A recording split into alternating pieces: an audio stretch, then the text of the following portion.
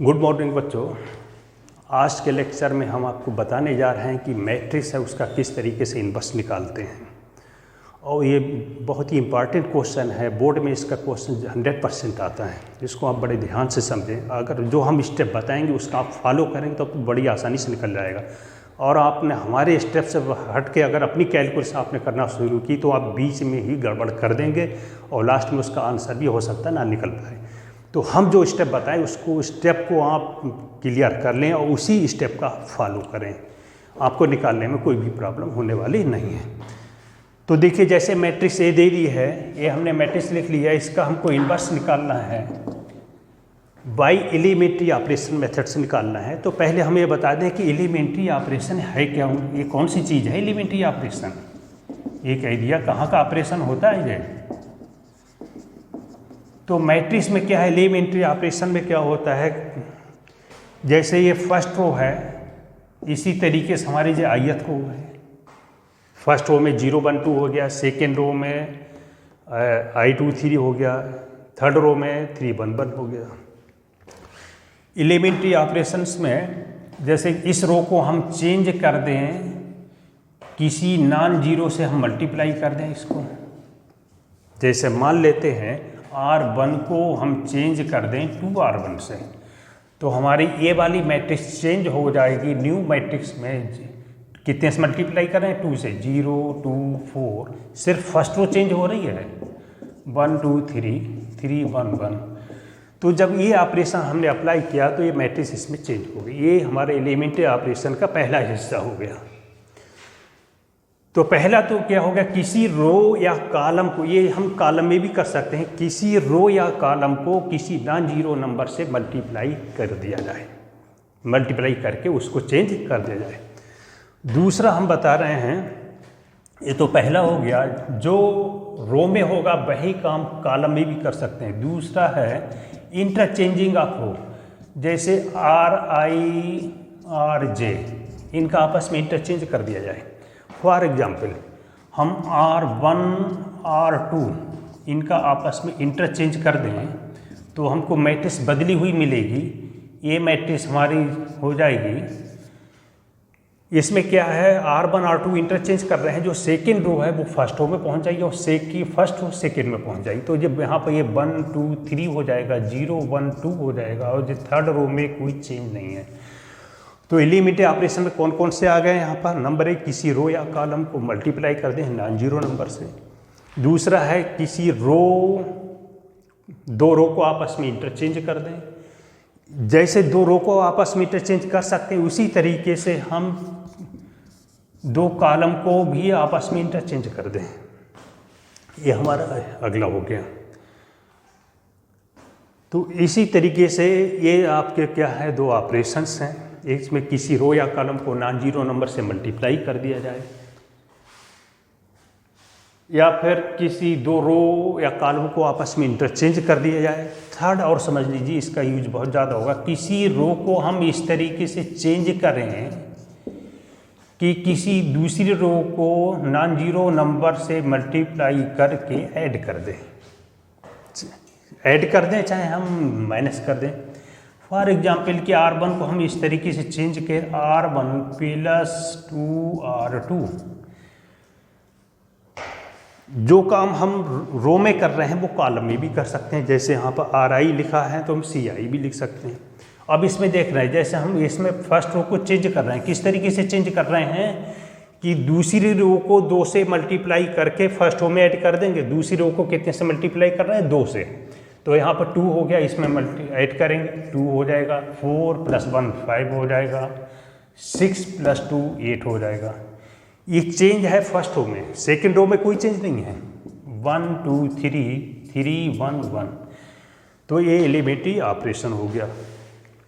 तो elementary operation में 3 हो गए। नंबर 1, किसी रो या कॉलम को नॉन जीरो नंबर से मल्टीप्लाई कर दिया जाए, किसी दो रो या दो कॉलम को आपस में इंटरचेंज कर दिया जाए, आपस में बदल दें दूसरे को। थर्ड आ जाता है, किसी रो को इस तरीके से चेंज करें, किसी रो में किसी दूसरी रो को नॉन जीरो नंबर से मल्टीप्लाई करके उस रो में ऐड कर दें या फिर सेपरेट कर दें, मतलब जोड़ दें या घटा दें।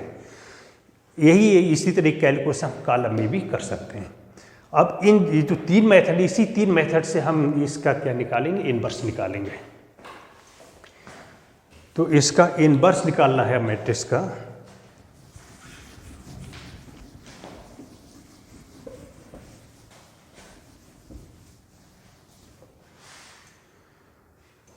तो देखिए, सबसे पहले तो ए को आप इस तरीके से लिखिए, आई ए। आई क्या है, यूनिट मैट्रिक्स है।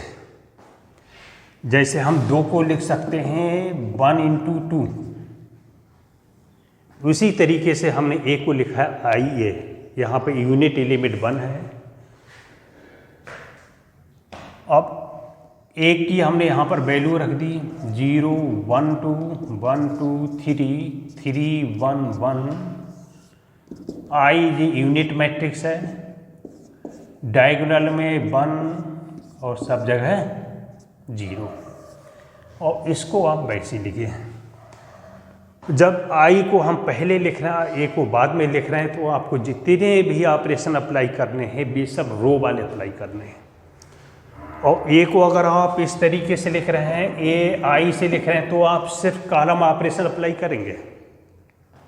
और आई को पहले लिख रहे हैं तो कौन सा ऑपरेशन अप्लाई होगा, रो ऑपरेशन। अब रो ऑपरेशन सबसे पहला काम है, इसको हम 1 में चेंज करेंगे। अब देखिए कहाँ तक चेंज करेंगे, जब इसमें चेंज करेंगे, रो में चेंज करेंगे, तो इधर प्री फैक्टर पहले वाले फैक्टर में चेंज होगा, दूसरे वाले फैक्टर में कोई चेंज नहीं होगा। जब राइट साइड की रो में चेंज होगा तो प्री फैक्टर चेंज होगा, जब इसके कॉलम में चेंज होगा तो पोस्ट फैक्टर चेंज होगा, बाद वाला फैक्टर चेंज होगा। तो हम सिर्फ रो ऑपरेशन अप्लाई करेंगे तो प्री फैक्टर चेंज होगा, दूसरे में कोई चेंज नहीं होगा। और इसको हम बदलते बदलते इतना चेंज कर देंगे कि ये बदल के आपका आई में आ जाए। तो ये बदल के चेंज होकर किसी दूसरी मैट्रिक्स मान ली बी में पहुंच जाता है, ये तो नहीं बदलेगा। अब देखिए इन दोनों की मल्टीप्लाई कर रहे हैं तो यूनिट मैट्रिक्स आ रही है। इसका मतलब क्या है, एक मैट्रिक्स दूसरी की इनवर्स होगी। जैसे 2 × 1/2, इसकी वैल्यू 1 आ रही है, इसका मतलब ये दोनों नंबर एक दूसरे के इनवर्स है या नहीं है। तो कहने का मतलब ये जो बी होगा इस पोजीशन तक पहुंच जाते हैं तो ए की इनवर्स हो जाएगी। तो इस स्टेप तक पहुंचने के लिए सबसे पहला काम है ए लिमिट 1 होना चाहिए। 1 आप कैसे लाएंगे, भी 3 ऑपरेशन बताए हैं उनसे। इसके बाद में 1 लाने के बाद में इसके नीचे के एलिमेंट को आपको 0 लाएंगे। एक बात और ध्यान रखिएगा, 0 लाएंगे तो कैलकुलेशन इस फर्स्ट रो से चलेगी।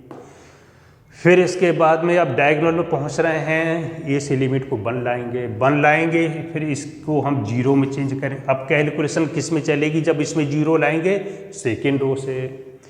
फिर इसके बाद में इस एलिमेंट को 1 में चेंज करेंगे। अब इसके बाद में इसके ऊपर के एलिमेंट को 0 में चेंज करेंगे, तब थर्ड रो से कैलकुलेशन चलेगी। अब इसके बाद इस एलिमेंट को 0 में चेंज करेंगे तो सेकेंड रो से कैलकुलेशन चलेगी। ये स्टेप अगर आपको याद है तो आपको निकालने में कोई प्रॉब्लम नहीं। सबसे पहला काम हमने कहा था कि यहाँ पर 1 होना चाहिए, है कितना, ये 0। हम ऑपरेशन क्या कर सकते हैं, इंटरचेंज कर सकते हैं, मल्टीप्लाई किसी नॉन जीरो नंबर से मल्टीप्लाई कर सकते हैं। 0 को आप चाहे किसी से मल्टीप्लाई करें, 0 तो 1 में चेंज नहीं होगा। अब हम दूसरे में ऐड कर दें, इन दोनों को ऐड कर दें, तब भी हमारा 1 आ जाएगा। अगर इस रो को इंटरचेंज करें तो 1 उठ के यहाँ पर पहुँच जाएगा। चाहे तो आप इन दोनों को ऐड कर लें या फिर इन दोनों का इंटरचेंज कर लें।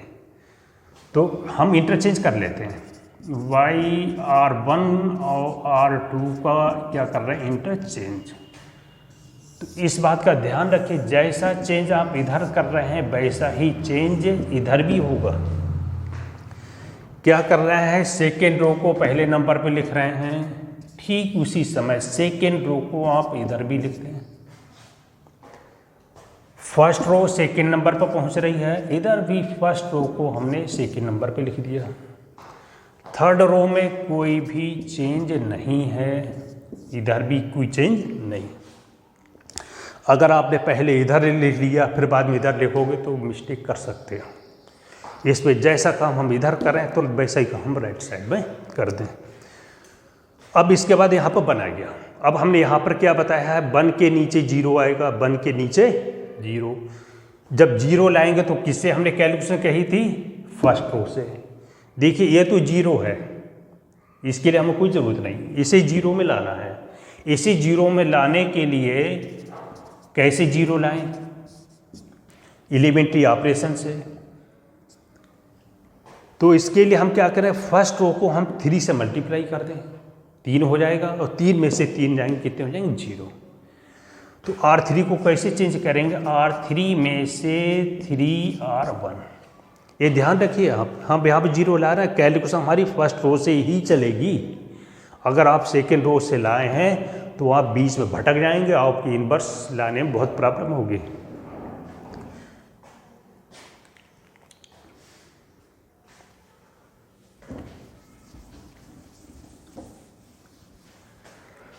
तो देखिए R3 में चेंज हो रहा है, किसमें चेंज हो रहा है, R3 में। R1 में तो चेंज नहीं हो रहा है, फर्स्ट रो में कोई चेंज नहीं, इधर भी फर्स्ट रो में कोई चेंज नहीं, सेकेंड रो में कोई चेंज नहीं है, इधर भी सेकेंड रो में कोई चेंज नहीं। थर्ड रो में R3 minus 3R1, 3 minus 3 0, 1 minus जे 6 हो गया, -5, 1 माइनस 9 माइनस का 8, बिल्कुल इसी समय 0 माइनस 0 0, 0 माइनस जे 3 हो गया, माइनस का 3, 1 माइनस 0 1। तो अब जे तो हमारे स्टेप कंप्लीट हो गया। अगला है हमारा कि यहाँ पर 1 होना चाहिए, जो हमें इतने लकी हैं कि 1 हमारा आ गया है। अब इसके बाद में इसके नीचे 0 होना चाहिए, इसके नीचे इसको हमें किस में चेंज करना है, 0 में। हमने कहा अब इसको 0 लाएंगे तो सेकेंड रो से कैलकुलेशन चलेगी। तो देखिए हमको थर्ड रो में लाना है 0, सेकेंड रो से लाना है, तो क्लियर रूप से इसको 5 से मल्टीप्लाई करके ऐड कर दें, R3 + 5R2।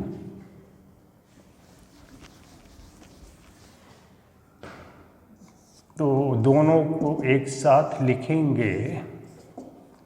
R3 में चेंज है, फर्स्ट रो में कोई चेंज नहीं, इधर भी हमने कोई चेंज नहीं किया, सेकेंड रो में कोई चेंज नहीं, इधर भी कोई चेंज नहीं किया। इधर क्या किया है, R3 + 5R2, 0 + 0 0, ये 0 हो गया, -8 + 10 2 हो गया, 0 5 माइनस का 3 1। अब इसके बाद में 1 के नीचे 0 आ गया। अब इसके बाद में यहाँ पर ये लिमिट हमारा 1 में होना चाहिए, 1 में होना चाहिए। ये दोनों 0 है, यहाँ पर आप सीधे ये जो नंबर हो उससे हम डिवाइड कर दें, 1 हो जाएगा। यहाँ पर ये नंबर कितना है, 2 है। तो इस रो को हम क्या करेंगे, 2 से डिवाइड कर देंगे, R3 को चेंज करेंगे और 2 से हम डिवाइड कर देंगे R3 को।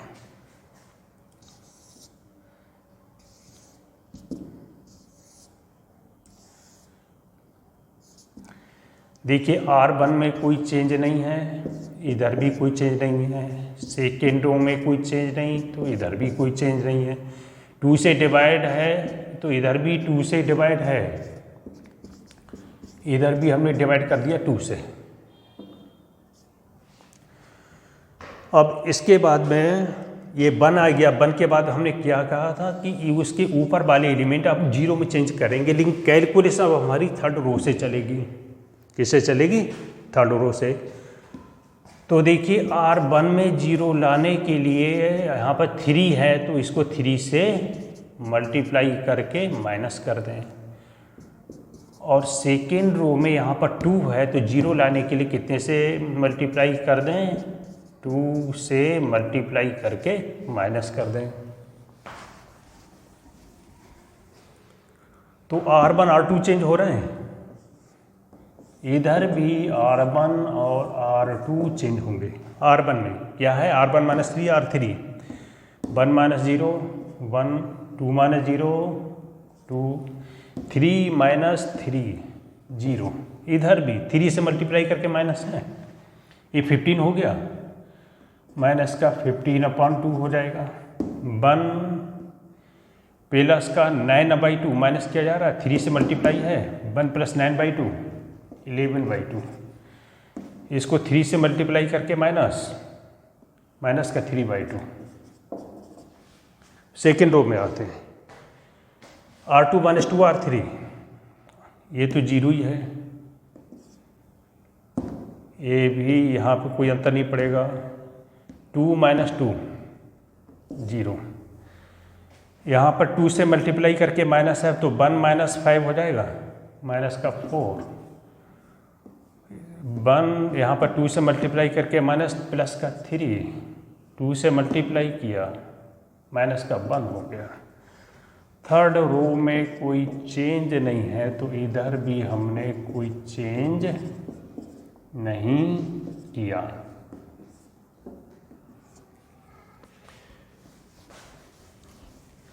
अब इसके बाद में देखिए इस वाले एलिमेंट को, ये तो जीरो में आ गया, अब इस एलिमेंट को हम जीरो में चेंज करेंगे। अब कैलकुलेशन चलेगी सेकेंड रो से, तो R1 को हम चेंज कर रहे हैं, R1 यहाँ पर 2 यहाँ पर 1 है तो 2 से मल्टीप्लाई कर दें सेकेंड रो में। तो देखिए R1 में चेंज है, इधर भी R1 में चेंज होगा, तो 1 - 0 1, 2 - 2 0 0, इधर 2 से मल्टीप्लाई करके माइनस का 15/2 प्लस का 8 हो जाएगा, माइनस का 15/2 प्लस का 8 तो बचेगा 1/2। 11/2 माइनस का 6, ये हो जाएगा माइनस का 1/2। माइनस का 3/2 प्लस का 2 प्लस का 1/2। सेकेंड रो में कोई चेंज नहीं है तो इधर भी आप कोई चेंज ना करें, ना थर्ड रो में कोई चेंज है तो थर्ड रो में भी इधर कोई चेंज नहीं होगा। अब इसके बाद में आप देख लें, जे हमारा बन गया I हो गया, जे जो मैट्रिक्स हमारी इनवर्स होगी इस वाले की, तो ये इनवर्स कितना हो गया हमारा, ये नंबर हो गया 1/2 माइनस का 1/2 1/2 माइनस का 4 3 माइनस का 1 5/2 माइनस का 3/2 1/2। ये हमारी इसकी क्या हो गई, इनवर्स, क्योंकि इधर हमारी यूनिट मैट्रिक्स बन गया। तो इस तरीके से इस प्रोसेस पे आप प्रैक्टिस करें। Thank you.